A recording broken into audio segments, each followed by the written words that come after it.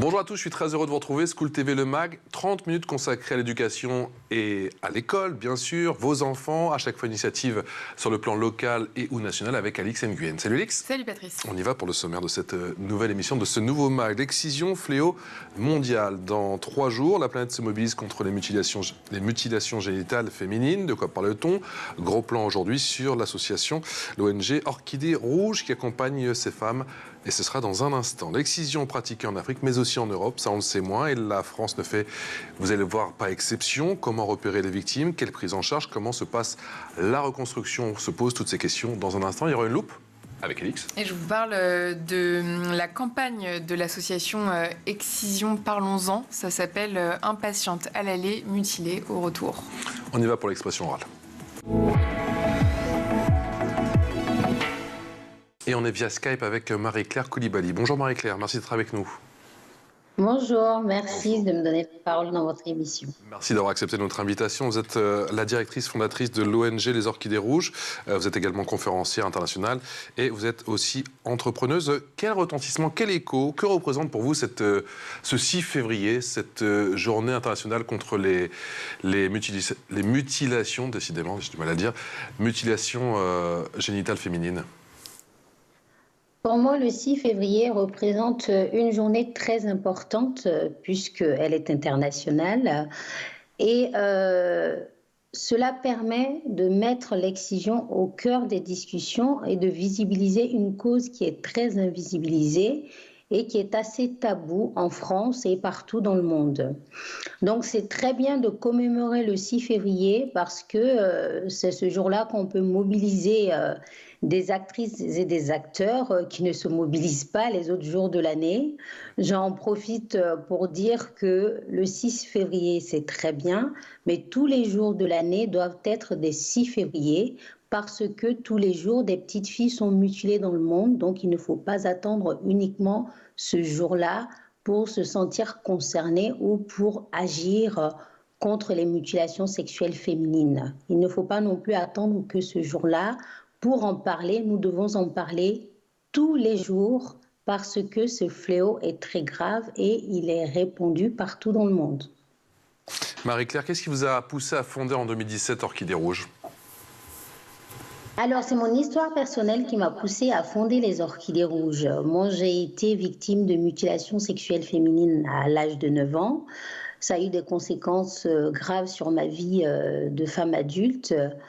Et puis, en 2016, j'ai décidé de me reconstruire parce que j'en avais marre de vivre à moitié parce que je n'avais pas confiance en moi, je n'osais pas faire certaines choses, je faisais des mauvais choix aussi à cause des conséquences de cette mutilation. Donc à un moment donné, je vais avoir un déclic et me dire que je ne veux pas que l'excision détermine la suite de mon avenir. Je ne veux pas que l'excision me définisse et je ne veux surtout pas que l'excision ait le dernier mot sur mon existence. Donc en 2016, je vais décider de me reconstruire et je vais m'apercevoir que dans ma région en Nouvelle-Aquitaine, qu'il n'y avait pas d'association de lutte contre ces violences, il n'y avait pas non plus de centre de reconstruction. Je vais devoir me rendre en région parisienne et même là-bas, ce que je vais constater, c'est qu'il y avait certes des structures, mais ça restait des structures hospitalo-centrées qui proposaient une chirurgie, alors que les conséquences sont au-delà de l'aspect médical et physique.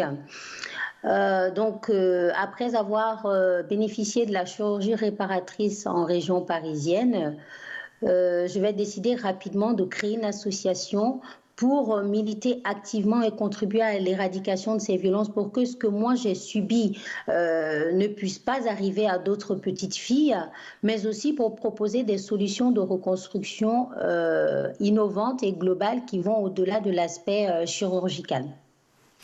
Et justement, vous, Marie-Claire, comment est-ce que vous avez vécu le processus de reconstruction après la chirurgie?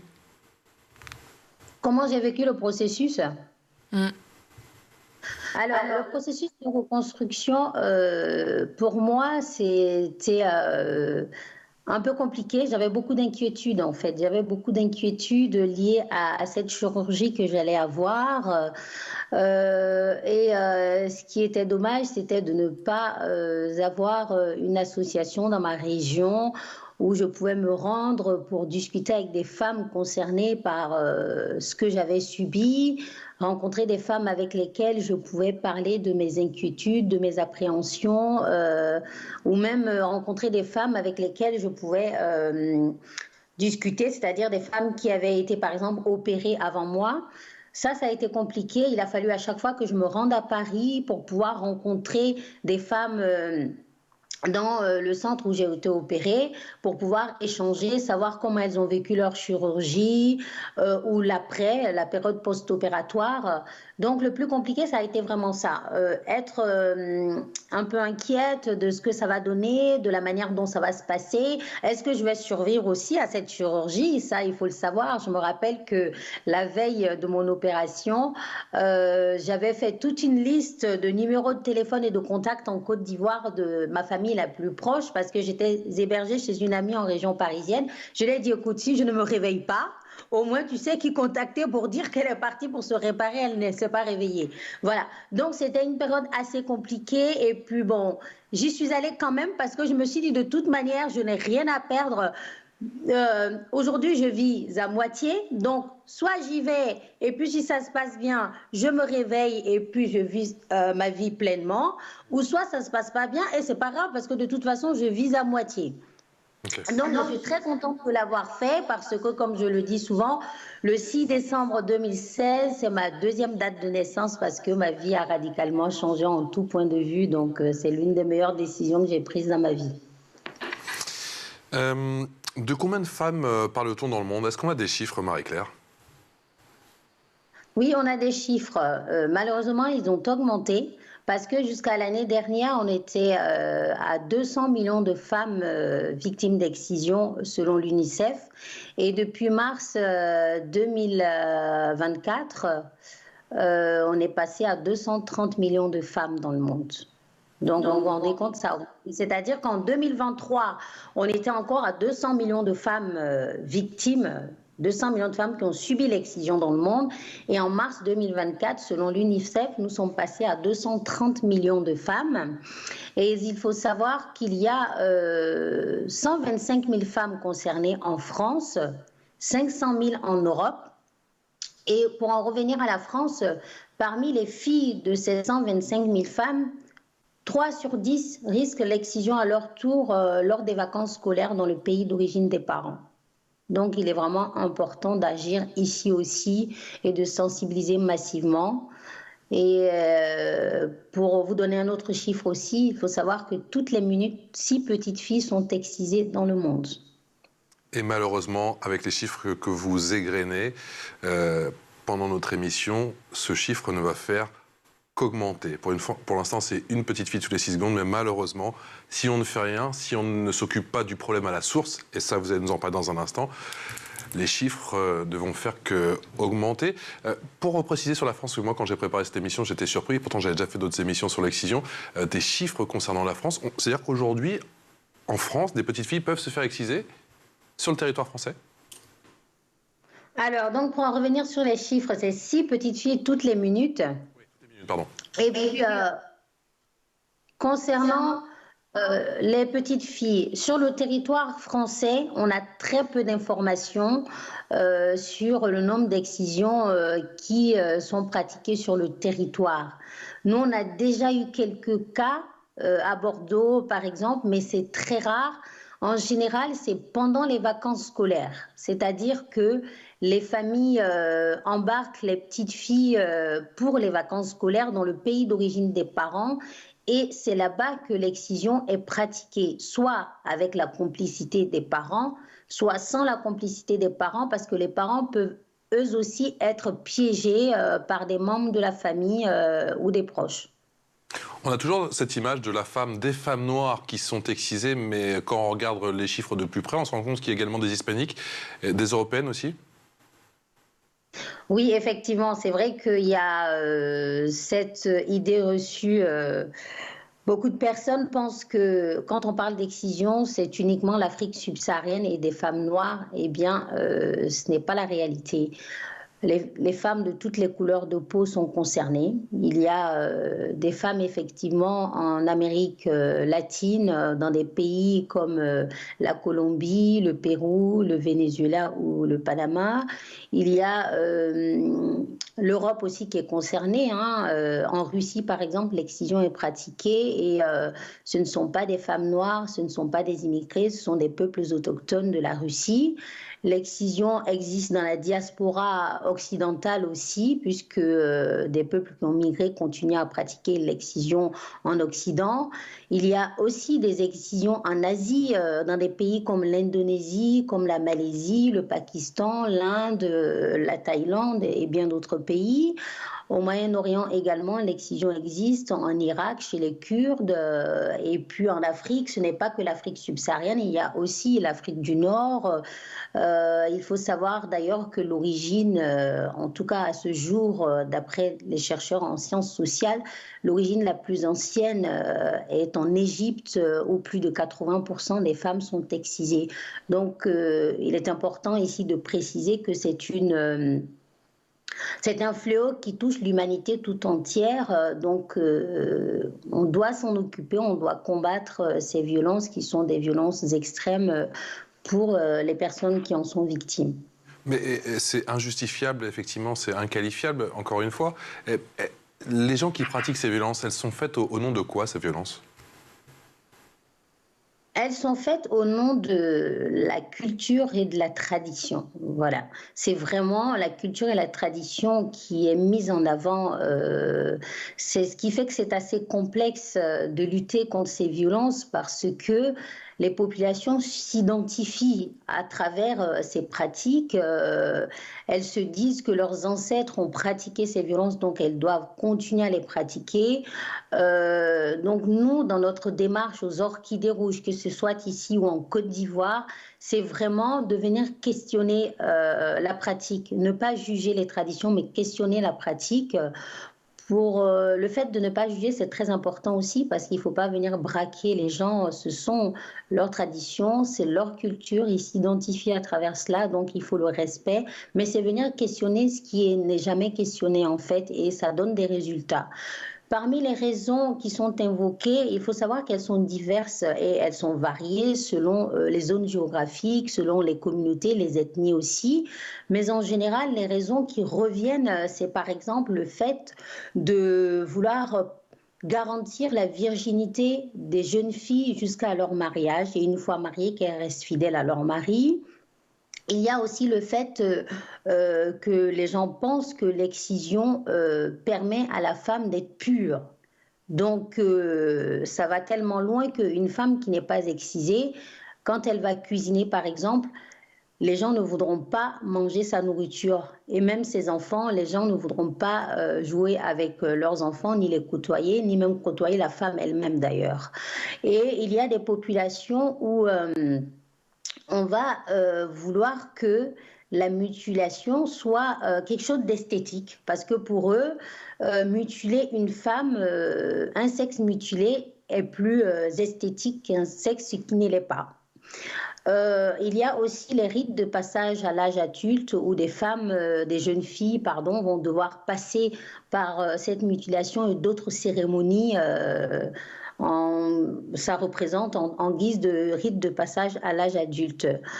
Et vous avez également des peuples où ils ont vraiment peur du clitoris, où ils pensent que une femme qui n'est pas excisée pendant les rapports sexuels, son clitoris peut blesser son mari et pendant l'accouchement, le clitoris peut blesser l'enfant. D'ailleurs, dans ce type de communauté, ils peuvent piéger des femmes et les exciser pendant leur accouchement lorsqu'elles accouchent avec des accoucheuses traditionnelles plutôt que d'aller à l'hôpital.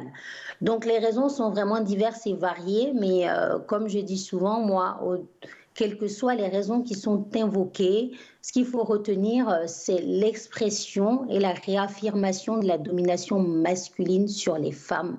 Point.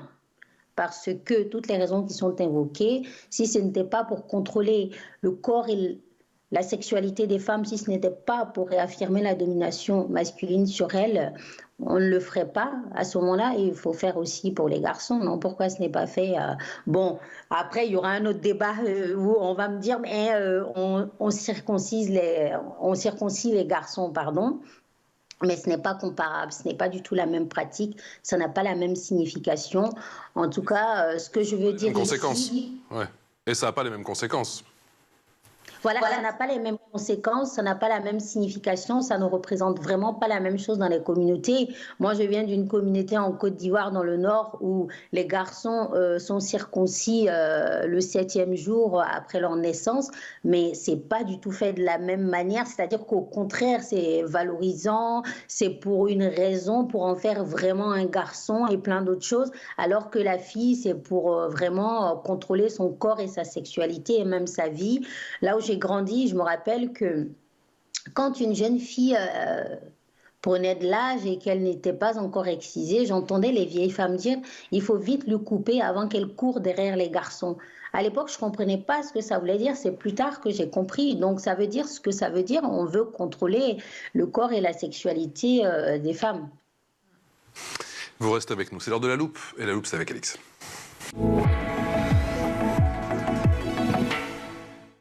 Alix, pour sensibiliser et prévenir les risques liés aux mutilations sexuelles féminines, tu nous parles d'une campagne forte lancée par l'association Excision. Parlons-en, elle s'appelle Impatiente à l'aller, mutilée au retour. Les mutilations sexuelles féminines sont l'une des violations les plus graves des droits humains. Elles affectent la dignité, la santé et parfois même la vie des femmes et des jeunes filles. En France, Marie-Claire l'a dit tout à l'heure, plus de 125 000 femmes vivent avec les conséquences de cette pratique, alors même qu'elle est interdite sur ce territoire.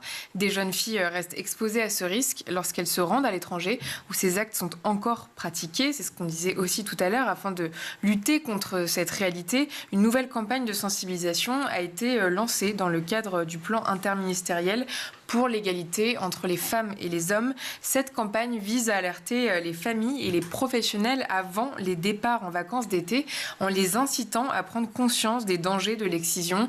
Pour soutenir cette démarche, un kit de communication gratuit est à disposition. Cette campagne est diffusée dans les écoles, les centres de protection maternelle et infantile, les consulats des pays concernés et sur les réseaux sociaux. On regarde le clip de campagne. Cet été-là, on est allé en famille dans le pays d'origine de mes parents. J'avais hâte de rencontrer en vrai toutes ces voix du téléphone. Mamie, Tati et tous les autres. Et quand je suis arrivée, c'était génial, le soleil, la découverte. Et puis, un matin, pendant que ma maman était partie au marché avec mes tantes, la voisine, une amie de ma mamie, a sonné à la porte. Elle m'a invitée chez elle pour rencontrer sa famille. J'ai dit oui. Et là, tout se mélange. On me tient les bras et les jambes et... ma jupe relevée, ma culotte baissée, j'ai eu mal, tellement mal. Quand je me suis réveillée, tout ce que je voulais, c'était retrouver ma vie d'avant. Mais une fois rentrée, j'étais toujours triste, en colère. Je me posais plein de questions. Pourquoi me faire ça, à moi ? Longtemps, j'ai cherché à comprendre ce qui s'était passé. J'ai découvert que j'étais pas la seule. Et puis, je me suis rapprochée d'une association. Cette année encore, des jeunes filles seront comme moi, impatientes à l'aller et mutilées au retour. Toutes les 10 secondes dans le monde, une fille est excisée. Excision. Parlons-en pour ne plus en entendre parler. Et les auteurs de ces actes, qu'ils soient en France ou à l'étranger, encourent de lourdes peines allant de 15 à 20 ans de réclusion criminelle. Marie-Claire, vous l'avez évoqué tout à l'heure, les vacances d'été, ou du moins avant les vacances d'été, c'est une période pendant laquelle vous êtes particulièrement vigilante ?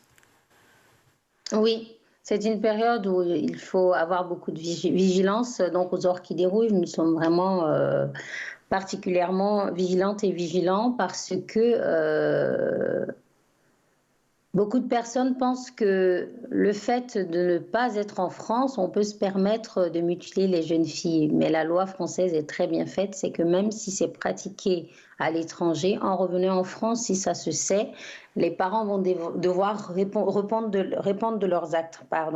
Donc ça, c'est très bien. Et puis la vigilance aussi pendant les vacances scolaires, c'est aussi d'intensifier la communication autour de mutilations sexuelles féminines pour alerter les familles, pour alerter aussi les professionnels. Ça, c'est très important parce que les professionnels doivent être des acteurs de la sensibilisation et de la prévention. Quand je parle de professionnels, je parle des professionnels de l'éducation nationale, mais aussi les professionnels de santé, les travailleurs sociaux et tout autre professionnel qui est en lien avec la petite enfance, avec les jeunes ou avec les familles. C'est très important dans cette période qui précède la période estivale de renforcer les actions auprès de ces différents professionnels et auprès du grand public, bien entendu, pour protéger au maximum les jeunes filles lorsqu'elles iront pendant les vacances scolaires. Et c'est des actions à mener en France, mais aussi à l'étranger, dans des pays où l'excision fait partie des coutumes. Vous avez commencé l'émission, nous parler effectivement de votre histoire. Effectivement, Marie-Claire, vous avez parlé de ces structures que vous n'avez pas forcément trouvées en Nouvelle-Aquitaine et qu'à Paris, les structures que vous avez trouvées n'étaient peut-être pas forcément adaptées, adéquates. Aujourd'hui, vous développez, vous, des structures avec un caractère pluridisciplinaire. Pourquoi ? Aujourd'hui, je développe des structures avec un caractère pluridisciplinaire parce qu'il m'a manqué beaucoup de choses quand j'ai voulu me reconstruire. Quand j'ai voulu me reconstruire, j'ai été reçue dans un centre où j'ai vu le chirurgien une première fois et la deuxième fois, j'ai été opérée. Par la suite, j'ai eu beaucoup d'inquiétudes parce que mon corps changeait et je ne comprenais pas trop. Mais c'est surtout que j'avais d'autres choses à travailler dans ma vie que j'ai pu travailler heureusement et aujourd'hui je suis pleinement épanouie.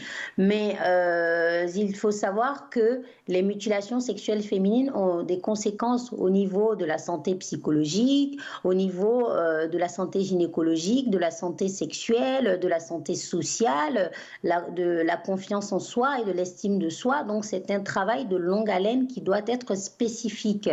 Donc j'ai voulu créer des instituts pluridisciplinaires pour accompagner les femmes en tenant compte de tous les aspects de leur vie, en tenant compte de toutes les conséquences que les mutilations sexuelles féminines ont pu avoir sur leur vie, pour que la reconstruction vraiment soit transformatrice pour elles, pour qu'après leur reconstruction, elles prennent leur envol, qu'elles deviennent maîtresses de leur vie, qu'elles puissent s'émanciper au niveau mental, au niveau physique et au niveau social. C'est vraiment la raison pour laquelle j'ai créé ces centres médico-psychosociaux en France, mais aussi en Côte d'Ivoire, pour que l'accompagnement soit le plus bénéfique possible pour les femmes.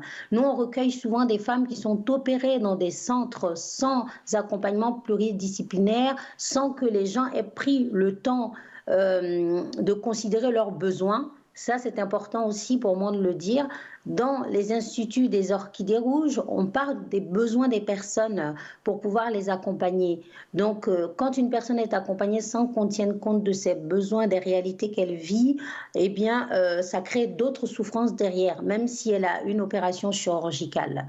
Pour moi, il était vraiment très important de créer ces centres-là. Je suis contente aujourd'hui qu'on ait 3 centres régionaux, dont celui de Bordeaux, de Lyon et celui d'Abidjan en Côte d'Ivoire et l'annexe de Paris. Le but, c'est de continuer à les déployer dans la mesure du possible pour accompagner le maximum de personnes possible parce qu'il faut vraiment proposer un accompagnement adapté aux femmes qui ont subi de ces violences parce qu'elles sont complexes, elles sont liées à la famille, à l'identité des personnes, mais c'est surtout que après ces violences, il y a d'autres violences. Une femme excisée cumule en moyenne 4 types de violences. Donc, je vous laisse imaginer toute la complexité de prendre en charge ces personnes et de pouvoir leur apporter le meilleur pour qu'elles puissent ensuite, en se reconstruisant, en s'émancipant, qu'elles puissent sauver et protéger les générations qui viennent derrière. Parce qu'une femme bien accompagnée, c'est une femme qui sera capable de s'opposer à l'excision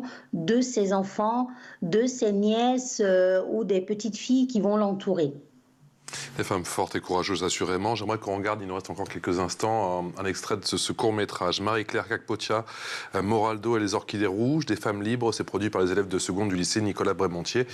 Et ça se trouve à Bordeaux, année 2021-2022. Ils ont même été lauréats d'un concours, on en parle dans un instant. Ça donne ça. L'excision est une mutilation sexuelle qui consiste à ablater les parties génitales féminines, soit le clitoris et ou les petites lèvres. Les exciseuses utilisent des outils tranchants, sans anesthésie ni stérilisation. Ces violences entraînent des séquelles graves, parfois la mort.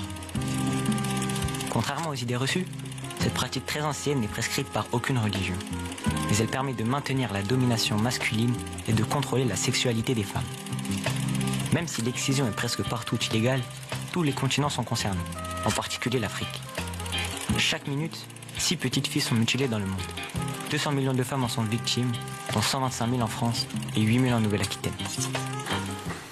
Voilà pour l'extrait de ce court-métrage effectivement réalisé en 2021-2022, lauréat du concours de court-métrage Migration, Citoyenneté et Vidéo, cours d'histoire. Un message important là aussi pour ce court-métrage et peut-être ça fait du bien de se dire que des jeunes s'intéressent à ce sujet ô combien important.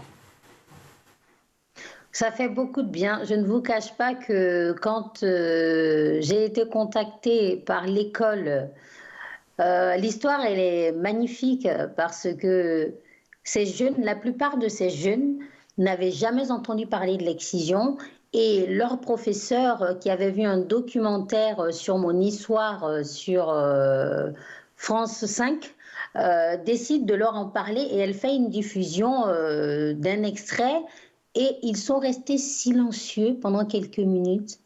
Et ils devaient choisir justement un sujet sur lequel travailler pour le concours avec le musée de l'histoire de l'immigration. Eh bien, ils ont tous dit à l'unanimité qu'ils voulaient travailler sur l'excision, travailler en fait, faire un documentaire sur mon histoire puisque ça concernait l'apport des personnes ici de l'immigration en France. Donc, je suis très contente, j'en profite pour remercier cette prof et tous ses élèves. Dernière question, Marie-Claire, la reconstruction si importante, elle peut se faire sans la famille? Elle se fait sans la famille parfois? Oui. La reconstruction se fait sans la famille parfois parce que parfois c'est difficile d'en parler à ses proches, de dire aux proches qu'on a décidé de se reconstruire. Il y a des familles où cela peut être très mal pris, ce qui fait qu'il y a des femmes qui décident de s'engager dans un parcours de reconstruction sans en parler à leur famille.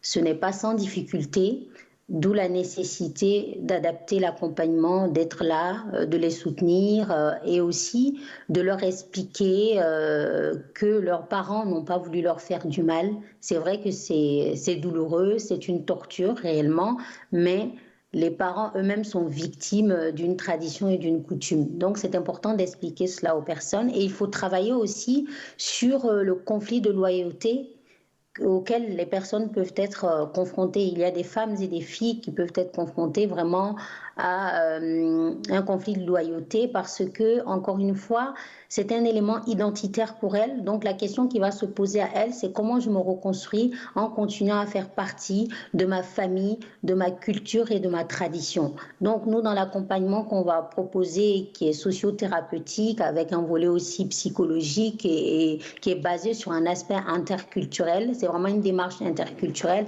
c'est de venir vraiment les soutenir pour estomper toute la culpabilité qu'elles peuvent avoir, tout le sentiment de trahison qu'elles peuvent avoir pour qu'elles puissent rentrer pleinement dans leur reconstruction.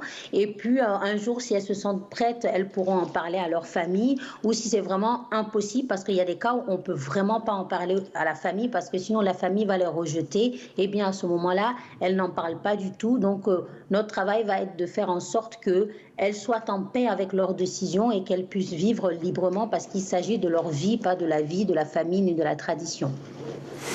Merci encore.